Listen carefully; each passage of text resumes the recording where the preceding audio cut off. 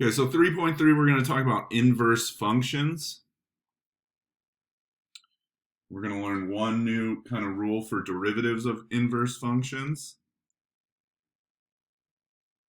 All right, so you don't need to write this down. This is just to kind of give you an introduction about why we would want inverse functions. So say I'm a scientist and I'm doing an experiment in which I'm breeding a bacteria culture. And at time 0, I start out with 100 bacteria. And then I measure how the bacteria duplicates over time every 8 hours. In this case, we would say population is a function of time. But it may be that I want to be able to know the time based on the population. And so I want to reverse the roles there of X and Y, or of input and output, right? So what if I knew the population and I wanted to determine the time? That's called the inverse function. So inverse functions, all they do is swap the input with the output. And we have kind of a special notation for it.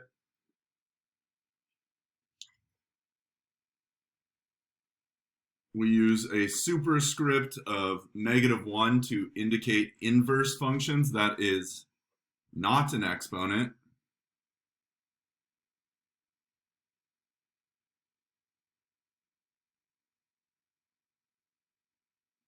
So that just indicates that we are talking about an inverse function.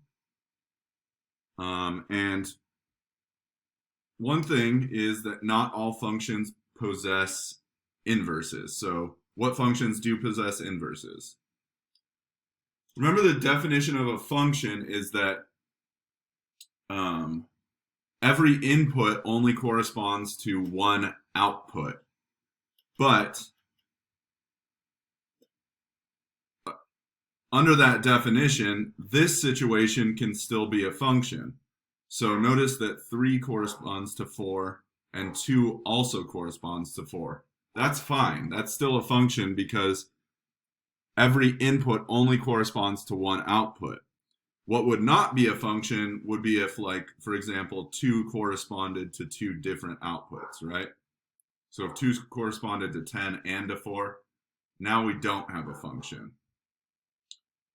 But there is a special difference between function f and function g. F we call one-to-one, so every input corresponds to a unique output in f. We call that a one-to-one function, whereas g is not one-to-one. It's still a function because every input only corresponds to one output, but they don't correspond to unique outputs in G. So G is not considered one-to-one. And that's our first definition. So do write down what I have in this box here. A function is called one-to-one if it never takes the same value twice. That means the y values are not the same as long as the x values are not the same. Go ahead and give me a green check when you've written this down and you're done with this slide, please.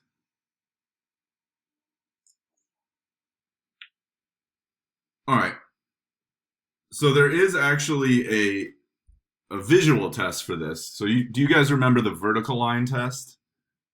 How to tell if a graph is a function, it has to pass the vertical line test, meaning it is a function if you can draw a vertical line anywhere and it'll only hit the graph once, right? It's not a function if you can draw a vertical line somewhere and it'll hit the graph twice. So likewise, one-to-oneness has a graphical test, and it's actually the horizontal line test, and it works the same way. A graph is one-to-one if you can draw a vertical line anywhere and it hits the graph only once. It's not one-to-one if you draw a vertical line somewhere and it hits the graph more than once.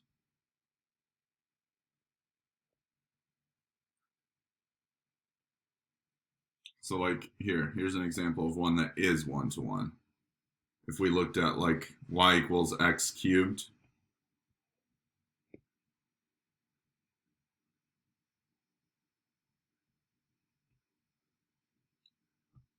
right? You can draw a horizontal line anywhere.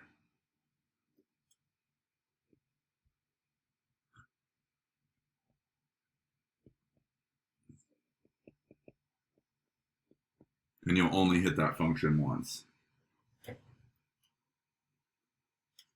All right, give me a green check when you're good with that slide. All right, so is the function f of x equals x cubed one-to-one?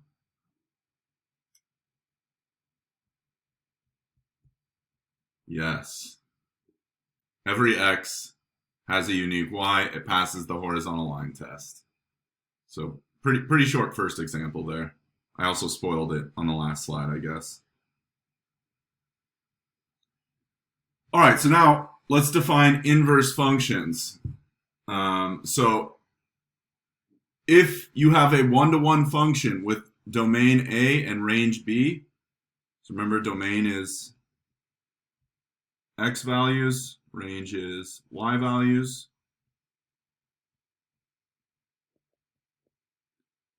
Then its inverse, which we'll notate f with a superscript of -1, and we just pronounce that f inverse, has domain B and range A and is defined by the following. It just swaps the input and the output. So if f of x equals y, then f inverse of y equals x. All right, make sure you get that definition of inverse function down and then give me a green check when you're done and we will move forward.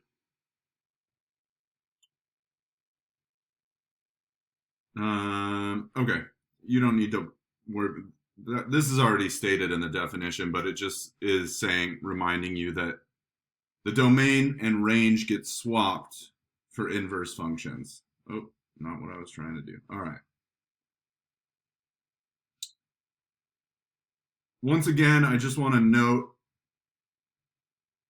the -1 in f inverse is not an exponent. So f inverse does not mean 1 over f of x.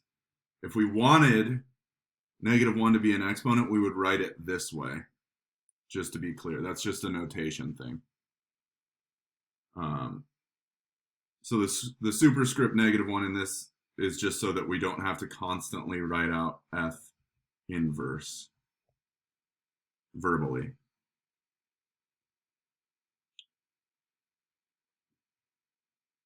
Okay, so take a second. I'm giving you 3 inputs and outputs for f. So f of 1 is 5, f of 3 is 7, and f of 8 is -10. And I want you to find f inverse of 7, f inverse of 5, and f inverse of -10. This is probably a nice break because we're not doing any calculus, any super difficult stuff. So this would be the time in class where I force 3 of you to go up to the board and write these answers for me. But we'll just write them down here. So f inverse of 7. Just remember, the inverse function swaps the input and the output. So we're going to be looking at this.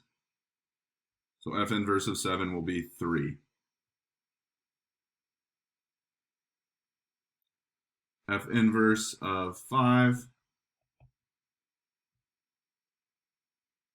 We'll look at that first one. So f inverse of 5 is 1. And then f inverse of 10.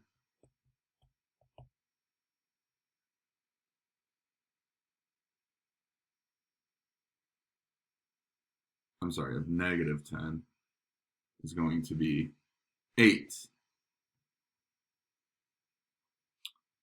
Hopefully that wasn't too much. Moving on. Again, just reiterating, inverse function reverses inputs and outputs. All right, so one consequence of that is that if you compose an inverse function with its original function, or vice versa, you're just left with whatever the input was. They undo each other.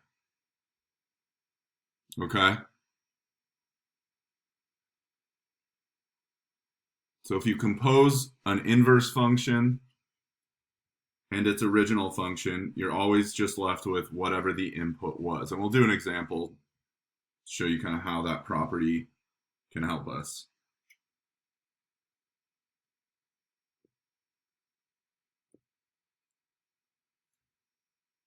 Okay, so how do you find the inverse of a one-to-one function? Three-step process.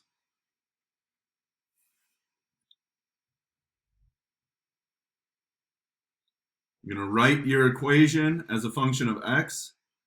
You're going to solve for x in terms of y. So you're going to isolate x. Then you're going to swap out x and y. You're going to switch their places and replace your y with f inverse.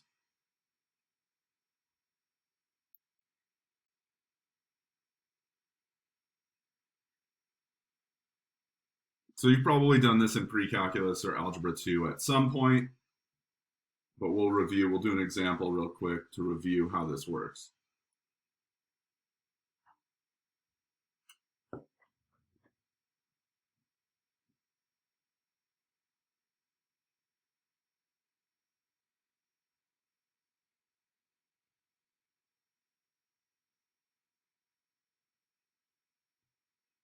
All right, so one really important property of swapping x with y, hold on, I just realized I don't have an example. So let me just throw an example in here. Let's say I have y equals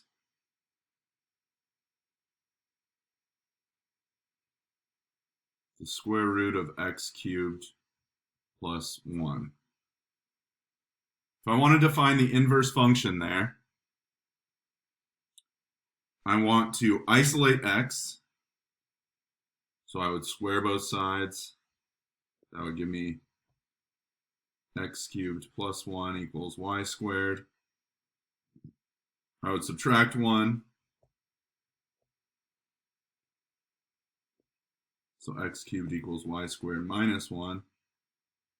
And then I would take the cube root of both sides.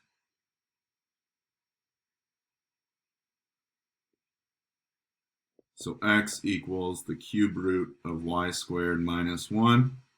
All right, then I'm going to swap out x and y. So I'm going to switch their positions. So y equals the cube root of x squared minus 1.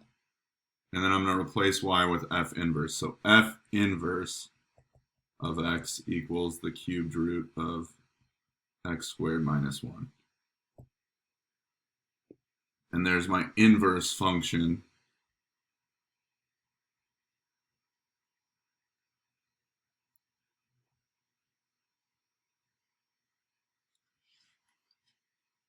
All right. So now we know how to construct an inverse function from a given one-to-one function. So an important consequence, remember inverse functions just swap x and y. The graphical consequence of that is going to be basically a reflection over the line y equals x. So point AB becomes point BA, and that causes it to reflect over the diagonal line y equals x. So the graph of f inverse is obtained by reflecting the graph of f about the line y equals x. Probably want to sketch something similar here and just make a note of what's in the blue box there. I've been kind of speeding along here, so I just want to do a check-in. Give me a green check when you're done with this slide. Here we go. Well, I hate to come crashing down on you, but yes, we are going to do some calculus today. So let's talk about the calculus of inverse functions. So here's what I want to do. Give yourself a sketch, a separate sketch from the one you just did. I know this is the same diagram. but we're gonna figure out how to find the derivative of an inverse function at a given point on this graph.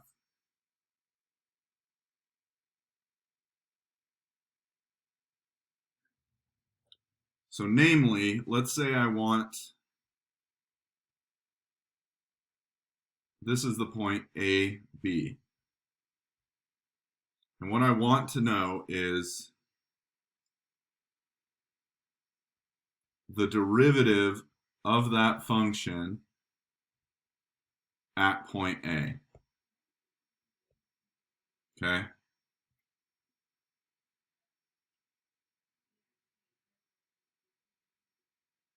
All right, so just so that I know you guys are paying attention, in the chat, what would the corresponding point on the original function be? Over here.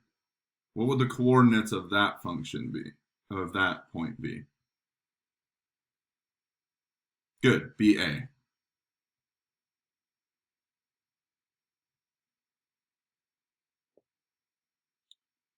And so what I want to know is the slope at this point, right? I want to know the slope of the curve of F inverse at that point.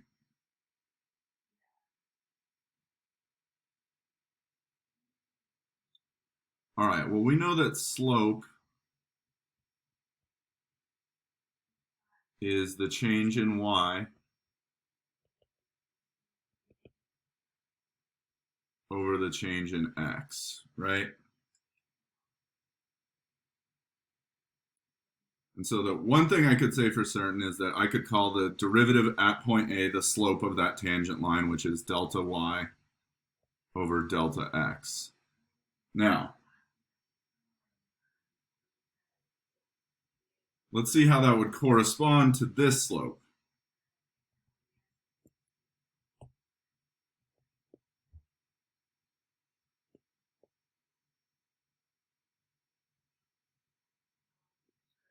So if we, whoops, no, I want that to be solid, and I want these to be dashed.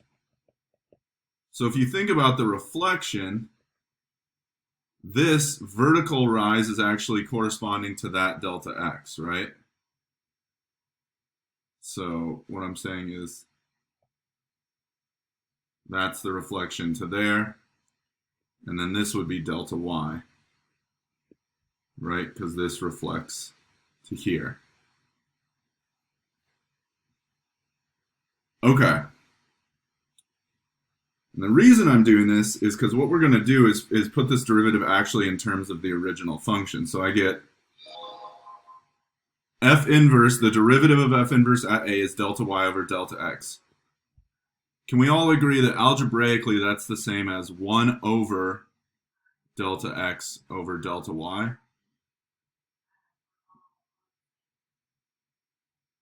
Right? Because I could simplify that by flipping the denominator and multiplying, and I would get back to here. All right. Well, notice that delta x over delta y is the slope of this line down here. So it's the slope of that tangent. And that tangent is actually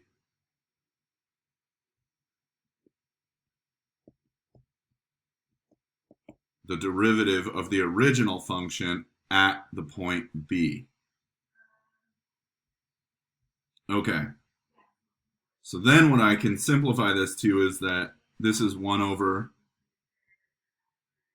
the derivative of the original function at B. Well, once again,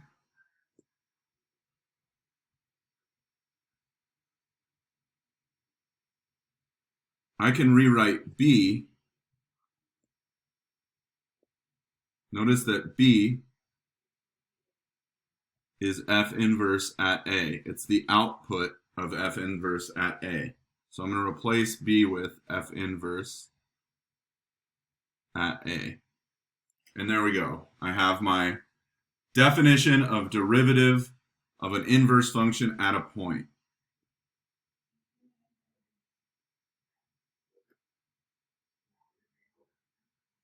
So f inverse, the derivative of f inverse at A is 1 over f prime of f inverse at A. This is a messy formula. Don't shoot the messenger.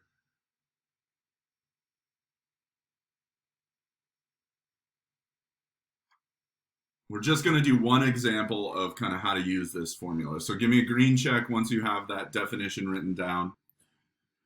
Right. So to evaluate this, you're going to work your way kind of from the inside to the outside. So the first thing we have to find is f inverse at 1.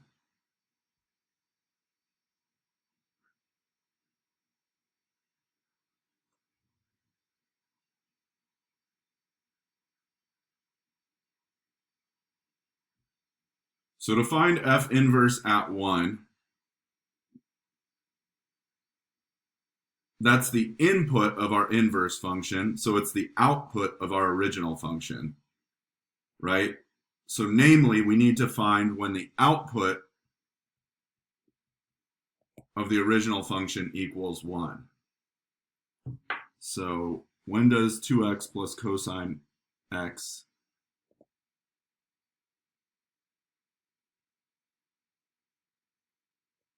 equal 1? And this one we're just going to do by inspection. And inspection is a fancy way of saying guess and check. So can you guys guess a number that would satisfy this? What value of x makes that expression equal to 1?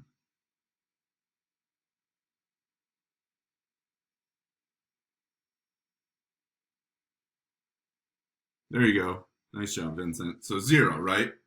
Because I'd have 2 times 0. So that's plus cosine of 0,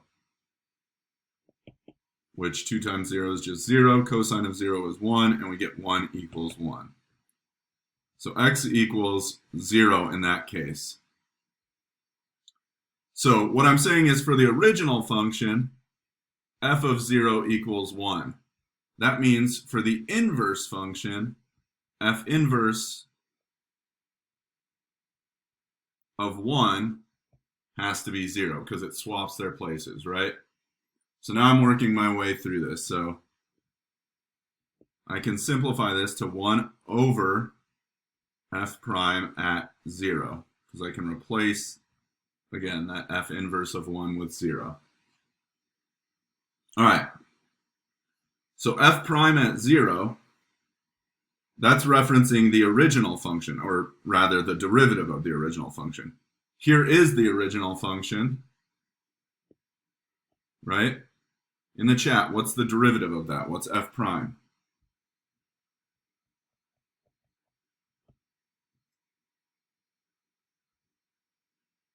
Good, 2 minus sine x.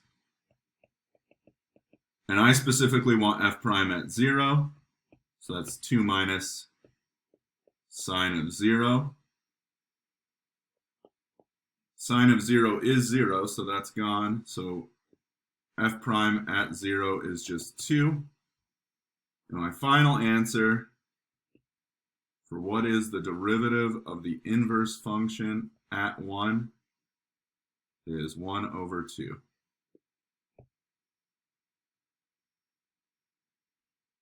All right, so that's how you use that formula.